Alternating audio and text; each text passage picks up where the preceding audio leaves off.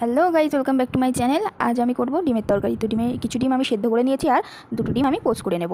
তো এই যে শুধু লবণ দিয়ে, তো দেখো আমি কিন্তু পোস্ট করে নিচ্ছি। দেখো দুটোই আমার হয়ে গেছে। এবার আমি কড়াইতে তেল দিয়ে নিলাম, দিয়ে আমি ডিমগুলো ভেজে নেব। একটু লবণ দেবো আর একটু হলুদ দেবো, দিয়ে একটু লাল লাল করে ভেজে তুলব।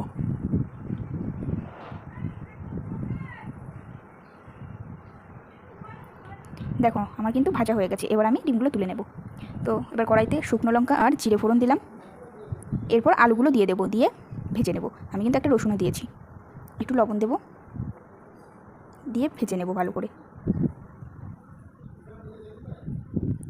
এরপর আমি সেই মিক্সিটা দিয়ে নেব, দিয়ে কষিয়ে নেব ভালো করে। একটু হলুদ দেবো আর একটু লবণ।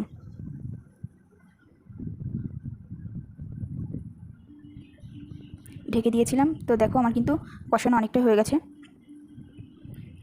এবার আমি সেই ডিমগুলো দিয়ে দেবো, দিয়ে ডিমগুলো দিয়েও আমি একটু ভালো করে নেড়ে চেড়ে কষিয়ে নেব। এবার আমি একটু গরম জল বসিয়েছিলাম, এই দেখো এবার গরম জলটা আমি অ্যাড করব। পরিমাণ মতো জল দিয়ে দিতে হবে। এবার আমি একটু ঢেকে দেবো কিছুক্ষণের জন্য। তো দেখো ডিম কিন্তু হয়ে এসছে।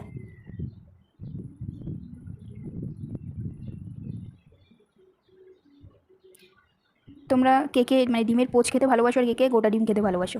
আমার পোচটা বেশি ভালো লাগে। তো দেখো নামানোর আগে কিন্তু আমি গরম মশলা দিয়ে নিচ্ছি। এরপর এটা চারিদিকে ভালো করে মাখিয়ে নিচ্ছি। দেখো,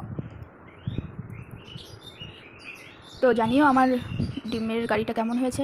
সবাই ভালো থেকো, নতুন চ্যানেলটিকে সাবস্ক্রাইব করে দিও। টাটা।